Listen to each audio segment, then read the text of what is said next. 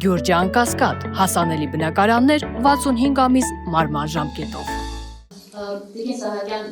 դուք նշեցիք ձեր ելույթում, որ 80 հայեր բռնի անհետացման են ենթարկվել, կխնդրեի որոշակիացնել, որ ժամանակահատվածի մասին եք խոսում եւ ինչ է ձեզ հայտնի նրանց ճակատագրի հետ կապված, այսինքն նրանք սպանվել են, խոշտանգվել են եւ այլն։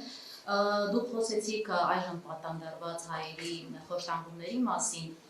նաև որ անում են նրանք անմարդկային պայմաններում լինել, կխնդրեի, եթե հնարավորության սահմաններում փակագծեր բացել, այդ խոշտանգումները նաև վերաբերում են ֆիզիկական ներգործությանը, որտեղ առնվազն Ռուբեն Վարդանյանի դեպքում մենք որոշակի անձեն աչքով հետքեր տեսանք նրա դեմքին, տեսանյութերում, ամեն դեպքում այդ ամենը երևում էր,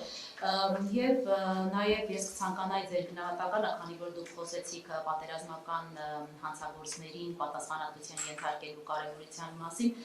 գիտեք, որ որոշում է կայացվել 2020-ին տարեց տղամարդուն գլխատած ադրբեջանցի քաղաքացու նկատմամբ հետախուզումը դադարեցնելու Հայաստանի որոշման վերաբերյալ, այդ մասին նաև պաշտոնական հաղորդագրություն է տրվել, որ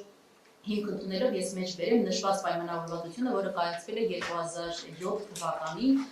եւ 2024-ին էլ կողմերը իրենց այդ պայմանավորվածությունը վերահաստատել են, որ ԱՊՀ տարածքում միմյանց քաղաքացիներին չեն հետախուզում, բայց այս դեպքում մենք գործ ունենք պատերազմական հանցագործի հետ, ամեն դեպքում տեսանյութը կա այդ գլխատման հետ կապված, ինչպես է գնահատում Հայաստանի այս դիրքորոշումը եւ որոշումը այս հարցում։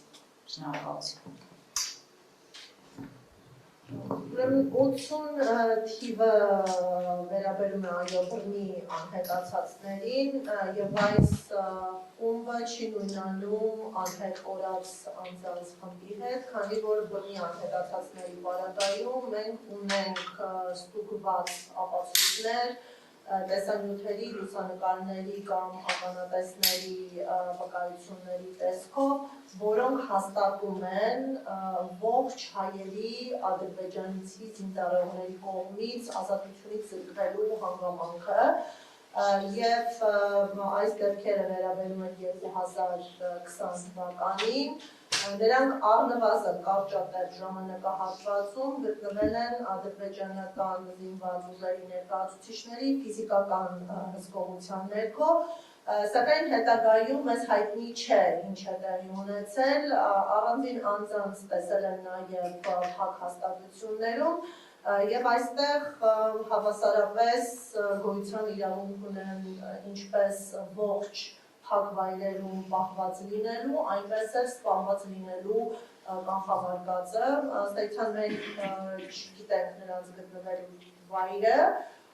կարգավիճակը, ճակատագիրը եւ սա է պատճառը, որ նրանք որակվում են որպես բռնի անհետացած, այսինքն նրանք բռնվել են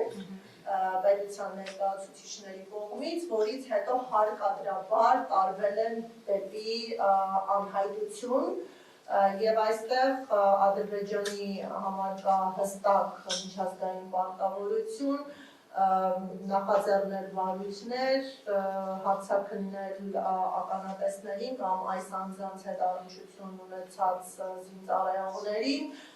փնտրել պարզել ճակատագրերը եւ ապահովել ընտանիքների ճշմարտություն իմանալու իրավունքը Եվ այս պարտավորություն չիրականացնելը նաև ընտանիքի անդամներին դարձնում է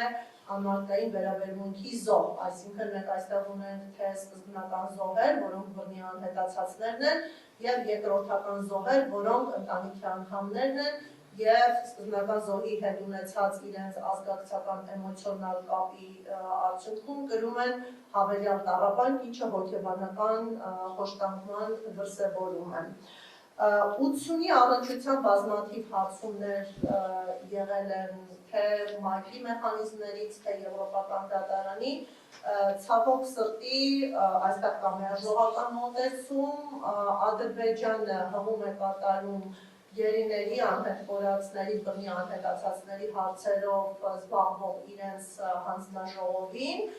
եւ նրանց տվյալներով հերքում է այս անձանց գերեվարման կամ անգամ այս անձանց մարմինների մասունքների Ադրբեջանում գտնվելու հանգամանքը Այստեղ կարծում եմ Ադրբեջանը սեփական հանցագործության հետքերն է թաքցնում եւ նշեմ, որ բռնի անհետացումը եւս պատերազմական հանցագործություն է։ Նույնիսկ եթե այս անձին ողջ են, բայց բռնի անհետացել են, սա կրկին միջազգային հանցագործություն է։ Խոշտանգումների մասին խոսելիս մենք նշենք, որ կան ֆիզիկական դրսևորումներ, բազմաթիվ նաև հայրենադարձվածներ, այսինքն ոչ միայն այնտեղ գտնվողներ, այլ նաև հայրենադարձվածները վկայություններ են տալիս այնպիսի